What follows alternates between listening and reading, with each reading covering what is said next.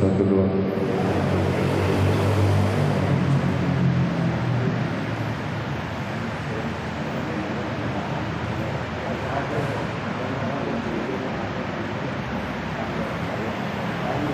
Bismillahirrahmanirrahim. Assalamualaikum warahmatullahi wabarakatuh. Bismillahirrahmanirrahim. Alhamdulillahirabbil alamin wa bihi nasta'in ala umurid dunya waddin. Subhanaka la ilma lana illa ma 'allamtana innaka antal alimul hakim.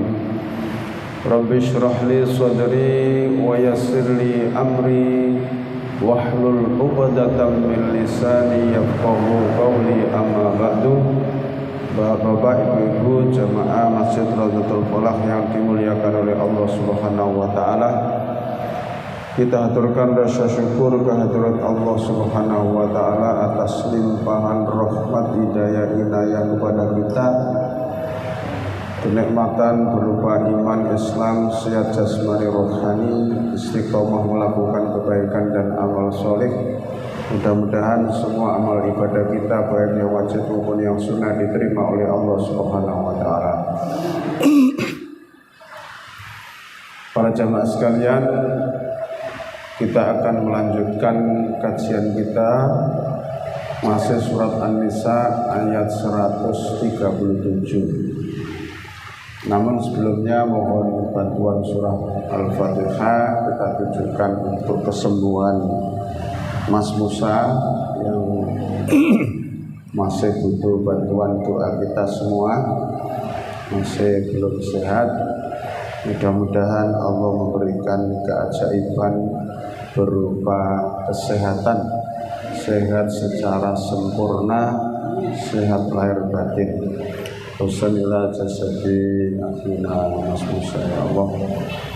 Berikan kesembuhan yang sempurna, ya Allah. Berikan keajaiban kesembuhan, ya Allah. Al-Fatihah. A'udzu billahi minasyaitonir rajim. Bismillahirrahmanirrahim. Alhamdulillahirabbil alamin. Arrahmanir rahim. Maliki yaumiddin. Iyyaka na'budu wa iyyaka nasta'in. Ihdinas siratal mustaqim. Siratal ladzina an'amta 'alaihim ghairil maghdubi 'alaihim waladdallin. Bismillahirrahmanirrahim. Innal ladzina, sesungguhnya orang-orang yang amanu, mereka beriman kepada Nabi Musa. Tentu orang-orang Yahudi, Bani Israel, beriman kepada Nabi Musa, mengikuti syariat Nabi Musa. Tsumma kafaru, kemudian dia kafir. Kafir ketika ditinggal Nabi Musa ke Bukit Turisina. Bani Israel menyembah patung anak sapi, gitu, yang dijelaskan di juz 1 itu. Ditinggal Nabi Musa ke Bukit Turisina arba'ina lailan, selama 40 malam Nabi Musa ditimbali oleh Allah ke Bukit Turisina untuk menerima Taurat. Di tengah-tengah Nabi Musa meninggalkan kaumnya, ternyata kaumnya itu membuat patung anak sapi terus disembah. Gitu ya. Maka mari beriman kepada Nabi Musa, tsumma kafaru, lalu dia kafir menyembah patung anak sapi. Tsumma amanu, kemudian mereka bertaubat, beriman lagi. Setelah Nabi Musa datang, Nabi Musa marah. Yang dimarahi siapa? Nabi Harun, yaitu saudaranya. Ditinggali kaumnya, dititipi kaumnya, tapi tidak mampu untuk mencegah kaumnya menyembah patung anak sapi. Maka setelah kehadiran Nabi Musa dari Bukit Turisina, mereka bertaubat dan menjadi beriman. Tsumma aman. Jadi iman, kafir, nyembah patung anak sapi, kemudian taubat, iman meneh, gitu. Tsumma kafaru, kemudian mereka menjadi kafir lagi pada zaman Nabi Isa. Itu Bani Israel. Pada zaman Nabi Isa mereka menjadi kafir lagi, tidak mau mengikuti syariat yang dibawa oleh Nabi Isa. Bahkan Nabi Isa dikejar-kejar mau dibunuh, gitu kan? Kemudian Nabi Isa diangkat oleh Allah ke langit, kan gitu. Mereka kafir, nggak mau beriman kepada Nabi Isa, tidak mau mengikuti syariat Nabi Isa. Sumazdadu, kemudian mereka menjadi bertambah kufron, kekafirannya pada zaman Nabi Muhammad. Jadi dulu dia waktu zaman Nabi Isa sudah kafir, ingkar terhadap Nabi Isa dan syariat yang dibawa Nabi Isa. Terus kekafiran itu bertambah lagi ketika Nabi Muhammad diutus oleh Allah. Sumazdadu kufron, kemudian menjadi bertambah kekafirannya. Nah, orang Bani Israel seperti ini dihukumi oleh Allah, lam yakunillahu liyaghfira lahum, maka Allah tidak akan mengampuni mereka kalau sampai ajal datang mereka belum sempat bertaubat, maka Allah tidak akan mengampuni mereka. Wala liyahdiyahum, dan tidak Allah akan memberikan petunjuk kepada mereka sabilan, ke jalan yang lurus. Jadi barang siapa yang kafir dan dia belum sempat bertaubat sampai ajal tiba, maka Allah tidak akan mengampuninya. Di dalam surat Toha disebutkan wa inni laghaffarun liman taba, dan sesungguhnya aku, kata Allah, sungguh maha pengampun bagi orang yang mau bertaubat, wa amana, dan beriman, wa amila sholihan, dan beramal soleh, summah tada, kemudian dia tetap dalam petunjukku, kata Allah begitu. Ya, jadi kalau sampai ajal tiba dia tetap dalam kekafirannya, maka Allah tidak akan mengampuni mereka dan tidak akan memberi petunjuk kepada mereka ke jalan yang lurus. Mudah-mudahan iman yang Allah berikan kepada kita tidak berubah, Bapak Ibu, selama-lamanya sampai ajal menjemput kita, kita tetap dalam keadaan iman. Amin Allahumma amin. Tidak seperti Bani Israel, iman kafir. Jadi seperti itu.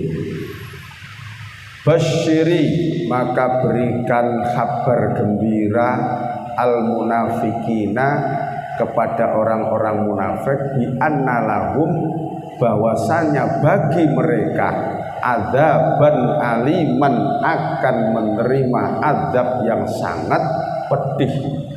Bahasa ini adalah bahasa ejekan. Masuk berikan kabar gembira kepada orang munafik kok azab, kan begitu ya. Jadi bahasa begini ini adalah bahasa menghina, Pak. Ya.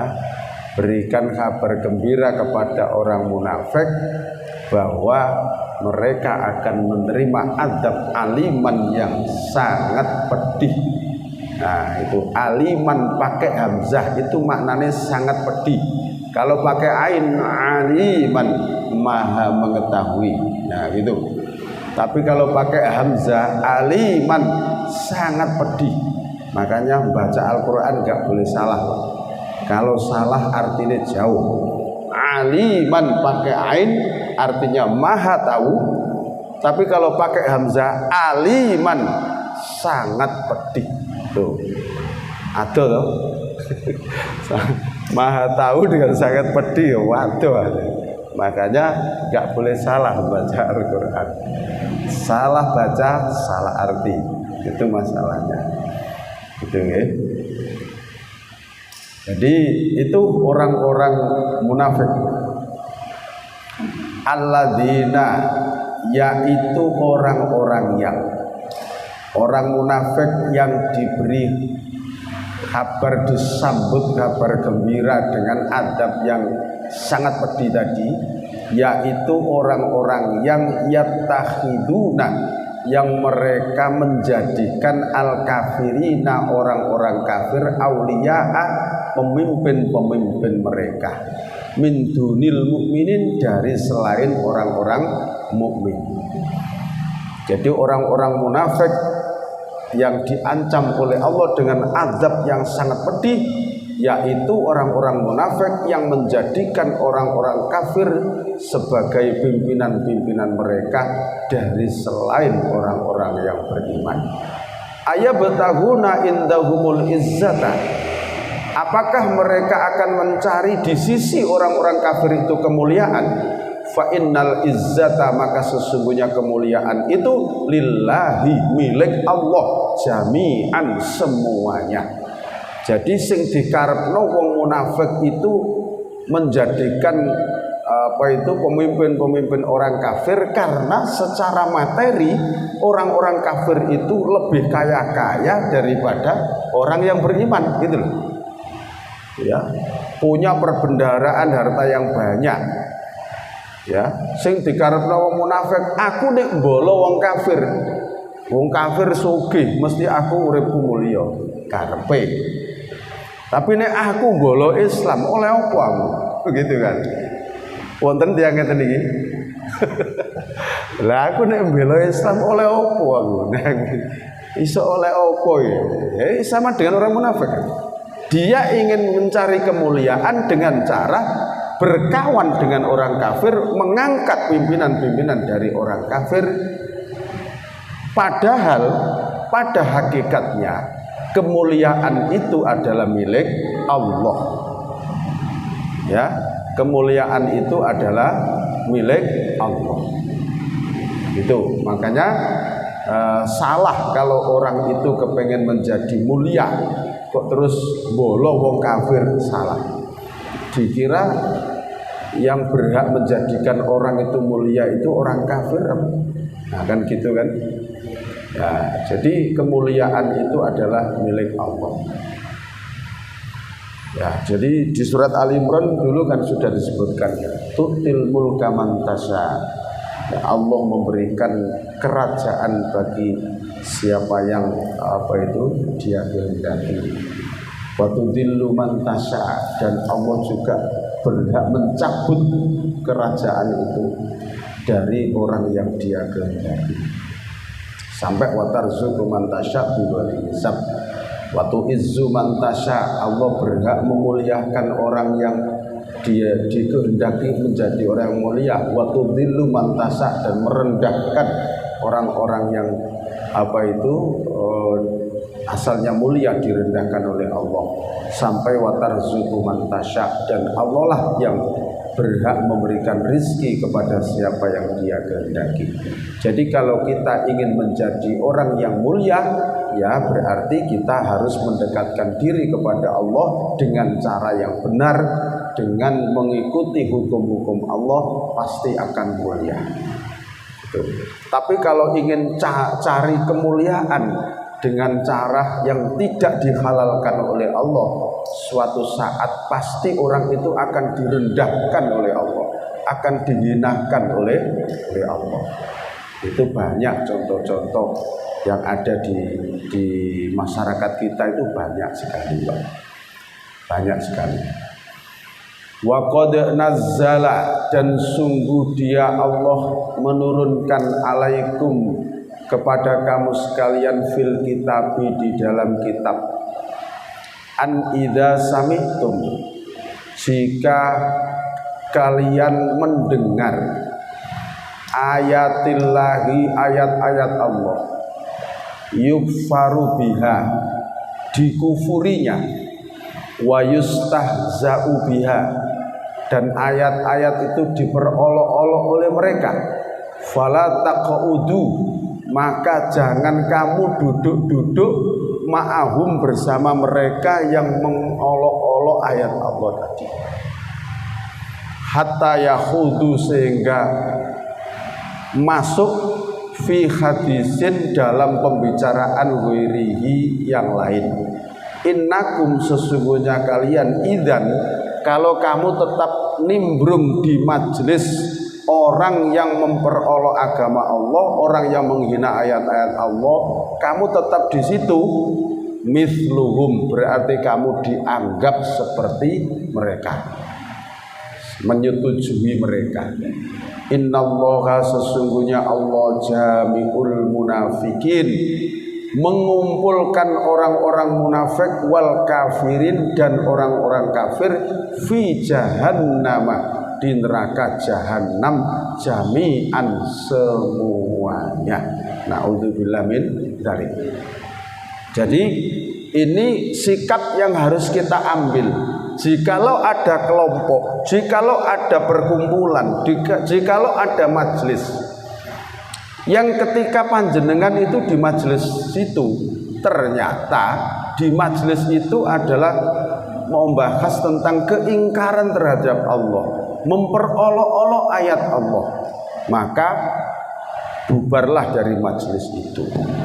Kalau kita mampu mencegah, melarang, cegahlah, ya. Orang yang membicarakan, memperolok agama Allah, memperolok, menghina ayat-ayat Allah tadi. Kalau tidak mampu mencegah, fala taqudu ma'ahum, jangan duduk-duduk bersama mereka. Berarti ditinggal, majelis itu ditinggal. Hatta yakhudhu fi haditsin ghairi, sehingga beralih kepada pembicaraan yang lain. Sehingga beralih kepada pembicaraan yang lain.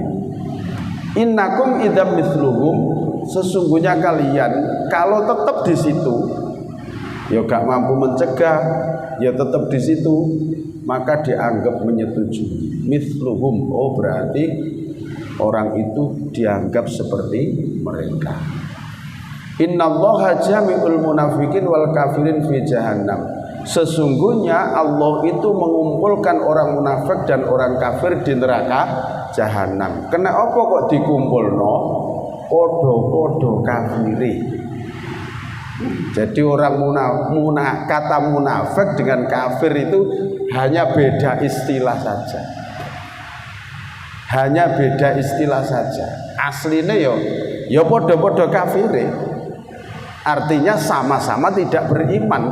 Makanya karena sama-sama mengingkari kebenaran ayat Allah, mengingkari syariat yang dibawa oleh Rasulnya Allah, makanya besok dikumpulkan sama-sama di neraka jahanam. Na'udzubillah min dzalik.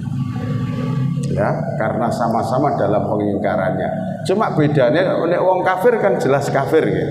Nek wong munafik niki mlebu metu, Pak. Jadi kadang kalau ketemu orang beriman, dia itu berlagak beriman, gitu loh. Bedanya di situ. Tapi kalau ketemu orang-orang kafir, ya dia juga bisa berlagak seperti orang kafir, gitu loh. Jadi kalau ketemu orang Islam itu ya penampilannya seperti orang Islam. Yang dibicarakan juga kayak yo, bahas sholat, bahas puasa, gitu. Tapi ketika ketemu orang kafir juga dia bolos sama orang kafir. Bedanya begitu. Ya. Jadi artinya sama-sama dalam kekafiran, sama-sama mengkufuri Allah. Jadi itu makanya dua kelompok ini, munafik dan kafir, sama-sama dikumpulkan oleh Allah di neraka jahanam bersama-sama.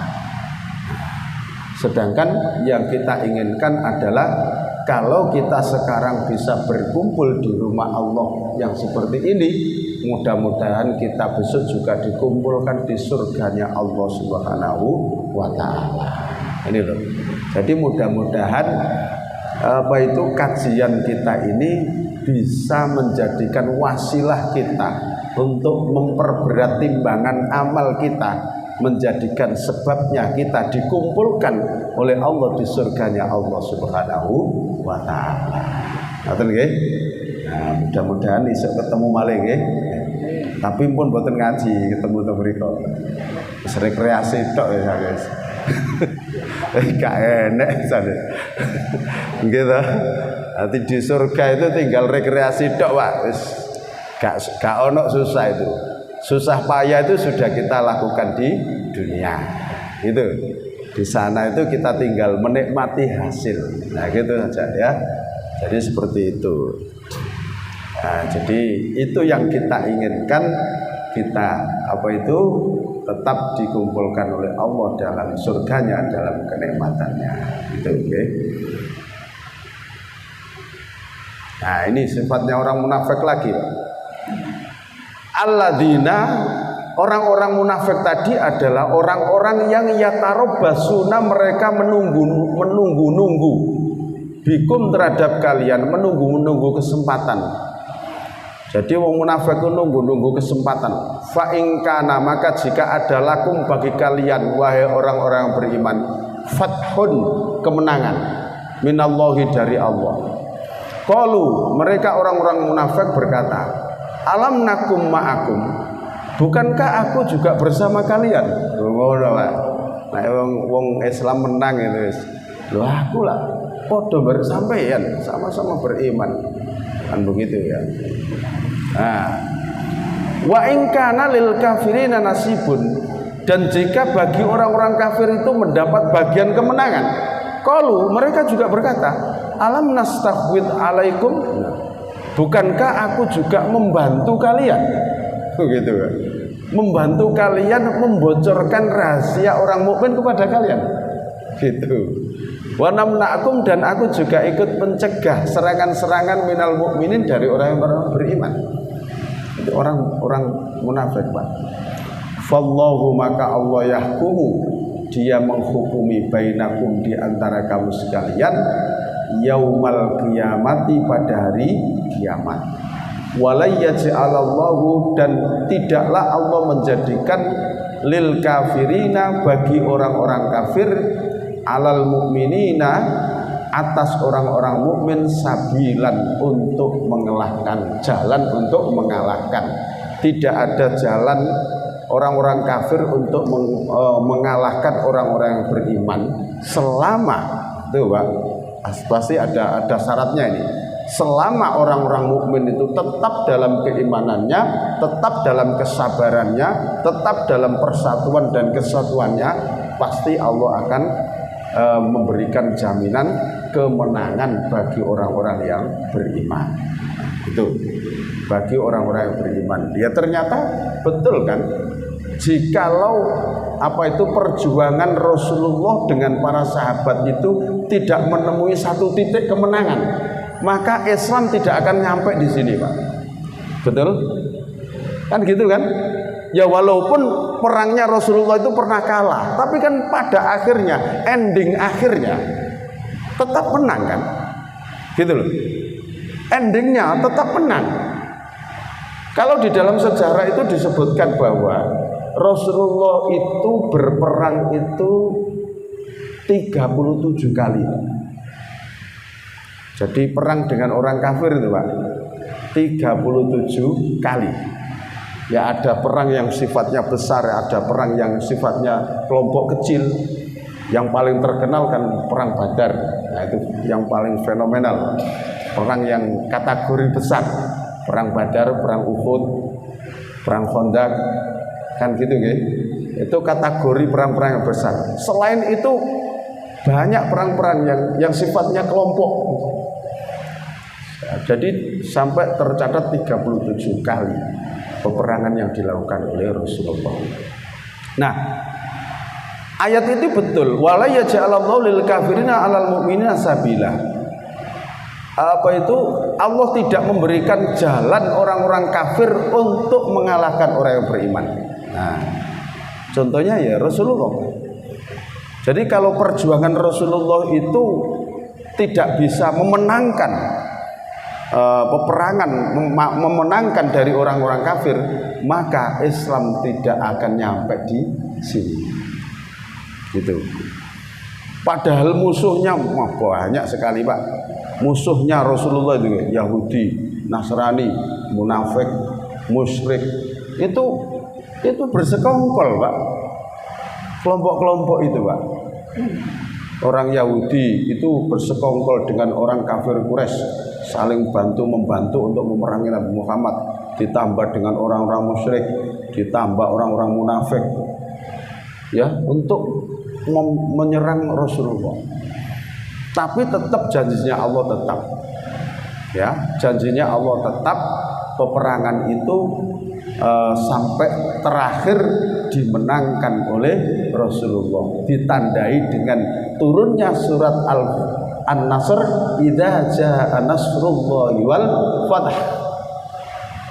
Apabila pertolongan dan kemenangan Allah sudah datang, ya, kan gitu kan.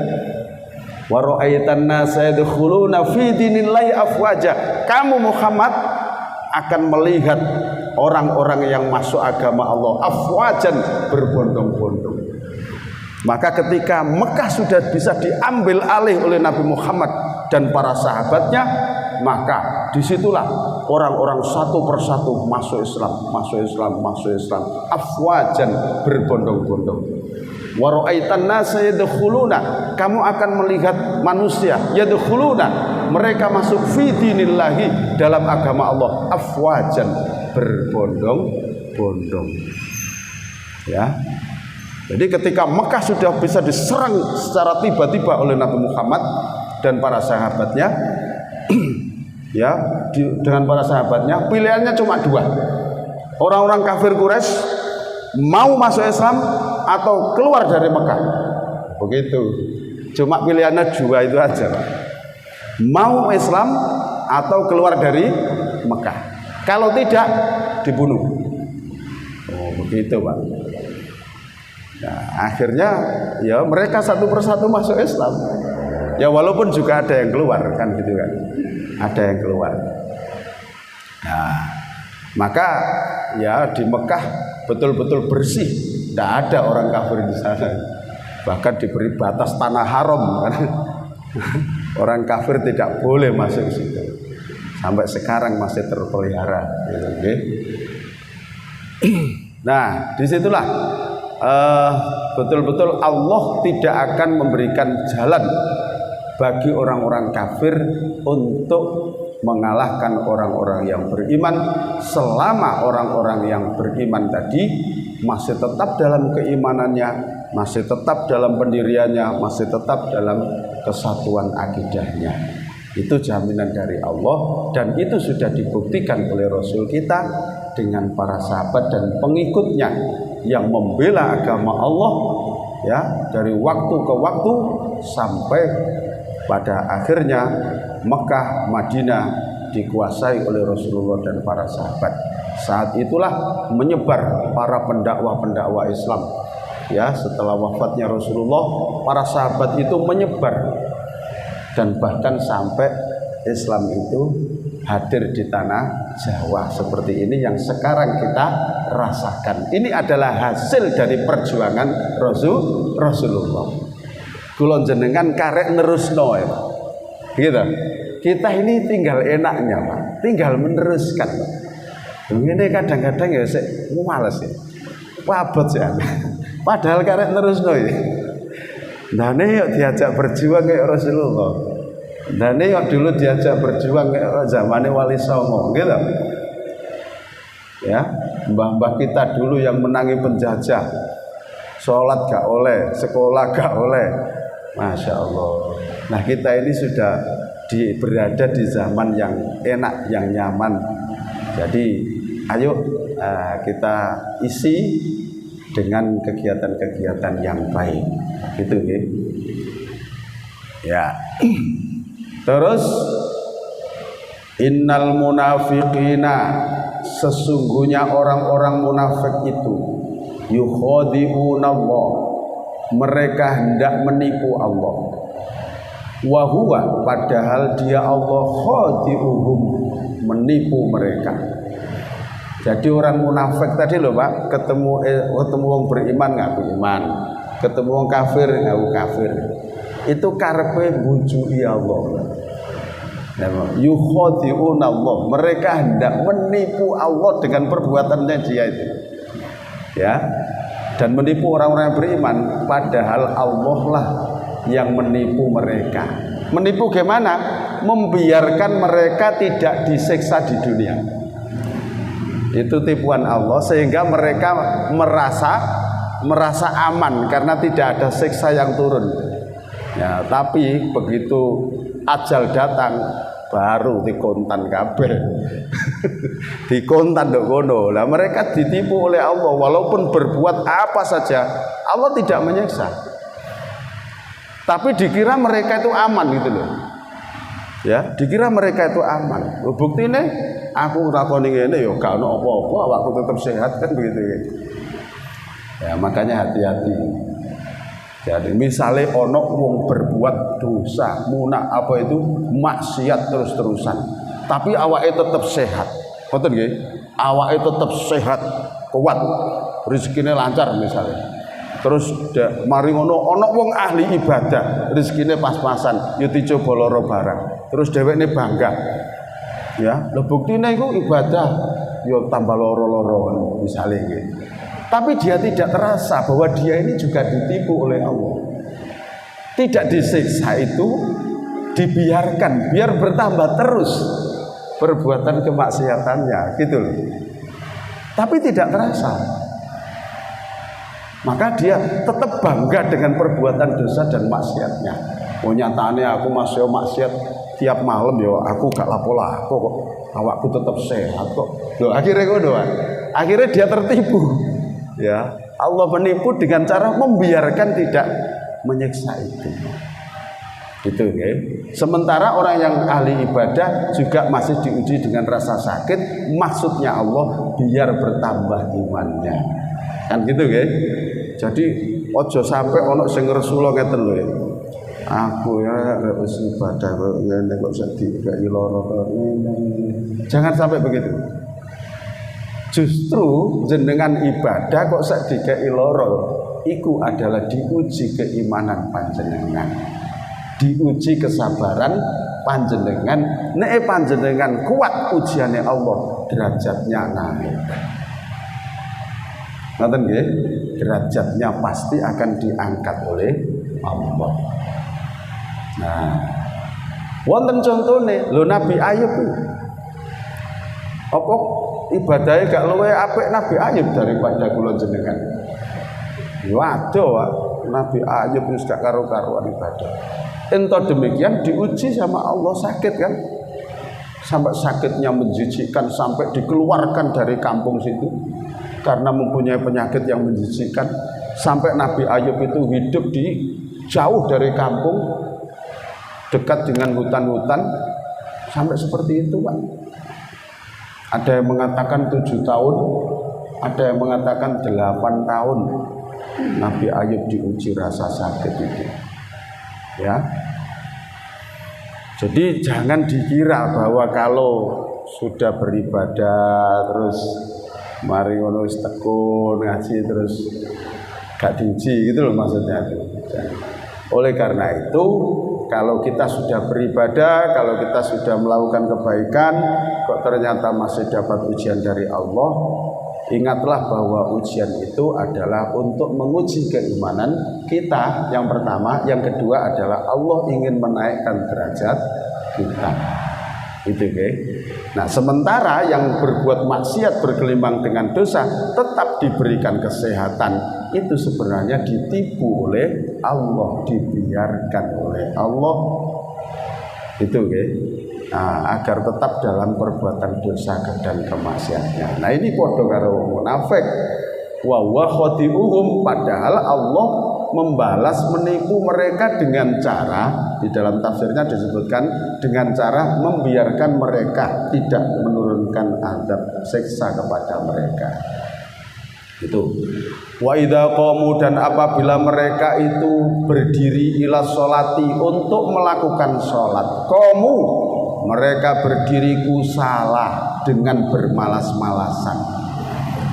Orang munafik itu Pak, kalau ketemu orang-orang yang beriman, terus kebetulan waktu sholat, orang-orang yang beriman itu sholat, dewek niku ya ipok-ipok melu sholat. Orang munafik itu. Tapi qamu kusala, dia itu sholat dengan bermalas-malasan karena tidak ikhlas dengan hatinya. Yang kedua, yuraunan nas, mereka riak kepada manusia, ingin dilihat manusia. Waduh, ono Muhammad karo sahabat rek, wis aku tak melok salat. Nah, ben aku dianggap wong iman. Nah, akhirnya melok, kan gitu loh. Karena kebetulan dia itu di tengah-tengah orang yang beriman. Waktune salat dhewek ne melok salat. Melok tapi karo kusalah, males. Wong gak niat, wong atine anjene gak madhep. Terus yang kedua yuraunan nas. Cek didelok sahabat-sahabatnya Nabi, nek aku iki wong iman. Gitu loh. Itu namanya riya. Yuraunan nas, bahasa Al-Qur'an, ingin dilihat manusia. Iki badai wong munafik, Pak. Ya, mudah-mudahan kita tidak meniru ini, ya. Ibadah kita tidak ingin dilihat oleh siapapun, tapi kita ingin mendapat ridhonya Allah. Wala yadhkuruna, dan tidaklah mereka itu berzikir Allah kepada Allah illa qalilan, kecuali sedikit. Ya pancene gak niat ya zikir ya cuma sedikit itu. Ya. Nah, jadi wong cirine wong munafik itu zikire mek didik. Ya Allah. Zikire mek didik. Jadi gak seneng gitu loh, suwe-suwe zikir itu gak seneng, Pak. Jadi berlama-lama zikir itu gak seneng. Ingin cepet ya. Nah, mudah-mudahan kita ini disenengno karo zikir. Nek untuk masjid itu kerasan gitu loh. Gak kepengen mulai. Mlebu masjid gak diluk kepengen mulai. Nggih. Tarawih nek imame rada suwe reneng atine. Duh. Coba gak tarawih kene aku. Sawih aku. Jadi teko tarawih karo muring-muring, Pak. Waduh, ini sudah ketularan wong munafik. Gitu ya. Ya Allah. Sing ditulaki cepet-cepet ae. Gitu loh, Pak. Gitu. Jadi gelem ibadah tapi cepet. Gak gelem suwe-suwe. Padahal masjidnya wis ora AC-ne, gak subuh. Ya Allah. Ya Allah. Wala yadhkurunallaha illa qalilan. Mudzabdzabina, mereka itu ragu-ragu, Pak, orang munafik itu. Mudzabdzabina, ragu-ragu, baina dzalika, di antara itu di antara iman dan kafir, iman kafir. Mudzabdzabin, mereka tidak ada kemantapan hati, selalu berubah. La ilaha ula, mereka juga tidak ada suatu saat mereka tidak ada di kelompok orang kafir. Wala ilaha ula, dan suatu saat juga mereka tidak ada di kelompok orang beriman. Makanya bahasa Al-Qur'an itu mudzabdzabina baina dzalik. Ya. Keraguan-raguan di antara itu. Yoga kafir, yoga iman. Kadang kafir, kadang iman, kadang kafir. Itu orang munafik. Waman, dan barang siapa yang yudlilillahu, yang Allah menyesatkan kepada orang itu, falan tajidalahu sabila, maka dia tidak akan dapat menemukan jalan menuju kebenaran. Barang siapa yang Allah menyesatkan orang itu, maka orang itu tidak akan menemui jalan kebenaran. Kenapa Allah menyesatkan? Karena perbuatan mereka sendiri. Itu ya. Karena perbuatan mereka sendiri. Ada yang ditanyakan? Monggo. Terkait dengan ayat-ayat. Monggo Ibu dibantu, Mas. Wonten Ibu tanya.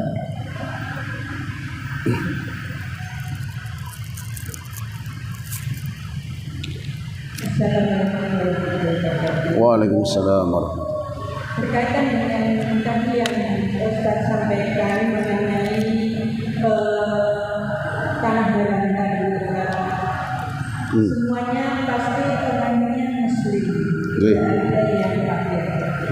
Tapi pada beberapa bulan yang lalu kami telah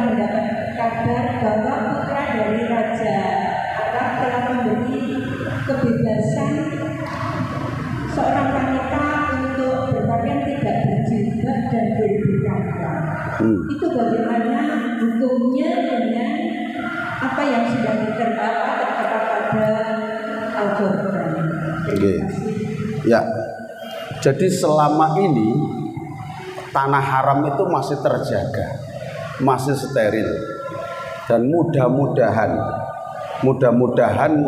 tetap terjaga. Ya, memang ada prediksi di dalam hadis nih. Jadi apa itu termasuk tanda-tanda sudah mendekati akhir zaman. Itu yang menjadi raja di Arab Saudi, apa itu Jazirah Arab, itu yang menjadi raja adalah orang yang hafid Al-Quran.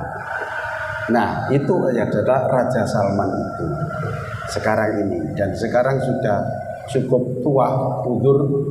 Nah, setelah itu ya katanya ini dalam satu apa itu sejarah perjalanan tanah haram ini. Setelah itu akan diganti oleh pangeran-pangeran ini, dan nanti pangeran ini akan berebut kekuasaan, dan nanti akan berpecah belah. Nah, apa itu sudah mulai ada tanda-tandanya? Ketika ada sudah berpecah belah ini berarti hukum sudah mulai mengendur. Nah, mudah-mudahan tidak benar. Apa benar apa enggak kan kita juga belum tahu, Bu, ya. Tapi mudah-mudahan tidak benar. Nah, jadi seperti itu, guys. Tapi ya yang kita lihat adalah ya Mekah Madinah itu masih betul-betul steril. Itu, guys, yang kita saksikan bersama. Mudah-mudahan apa itu prediksi itu tidak terjadi. Ya, tidak terjadi. Ngoten nggih. Monggo. Oke nggih. Lagi. Waalaikumsalam warahmatullahi wabarakatuh. Oke. Bani Israel itu sudah diberikan nikmat. Namun demikian sampai sekarang itu pemerintah di Palestina itu masih membuat keputusan, membuat. Apakah ini hanya menggarisbawahi apa seperti yang sekarang kami sepakati bahwa ini hanya ditipu ya Pak? Seperti itu Pak, ya masih itu menang aja orang Palestina ditembaki, ya disiksa. Ini hanya menggarisbawahi kemenangan ini atau kembaran jadilah Israel karena sudah dibahas di Al-Quran ini tidak tahu berapa Israel di dalam tidak tahu. Sering dikatakan, sering diucapkan atau sering tertulis dalam Al-Quran. Apakah orang bagi Israel ini tidak tahu atau pura-pura tidak tahu tentang apa yang ada di Al-Quran? Waalaikumsalam warahmatullahi wabarakatuh. Jadi ngeten, istilah Bani Israel di dalam Al-Quran jauh sebelum ada Israel yang ada di Palestina, Al-Quran sudah menyebut Bani Israel. Bani Israel yang disebut oleh Al-Quran itu adalah satu kelompok kaum dari keturunan anak Nabi Yakub. Dari keturunan anak Nabi Yakub. Tentunya Bani Israel yang disebut di dalam Al-Quran ini Bani Israel yang baik, keturunan Nabi Yakub kok. Jadi di dalam Al-Quran Bani Israel itu adalah anak cucu dari Nabi Yakub, kan begitu. Nabi Yakub itu mempunyai 12 anak, dan yang jadi Nabi 2, Nabi Yusuf dan Bunyamin, kan gitu. Dan 12 anak itu juga punya keturunan-keturunan yang disebut Bani Israel. Nah, berjalannya waktu kemudian kelompok orang-orang yang ada di Palestina itu menyerang Palestina itu menamahkan diri sebagai Israel. Nah, ini bukan Bani Israel yang ada di sini, yang dalam Al-Quran. Itu masalahnya, gitu. Tapi dia itu mengatakan kelompok Israel. Jadi akhirnya terus dia itu ngaku-ngaku karena di dalam Al-Quran ada istilah Bani Israel. Oh, berarti kita ini juga anak keturunan Nabi Yakub, ya kita ini juga Israel lah. Akhirnya begitu. Gitu loh, ya. Padahal istilah Israel itu sudah ada sejak dulu sebelum ada kelompok Israel yang menyerang Palestina itu. Paham ya? Nah, jadi begitu. Ya, makanya banyak diingatkan oleh Allah karena banyak diberi nikmat oleh Allah. Kan gitu ya. Ya, tapi mereka tidak apa ya?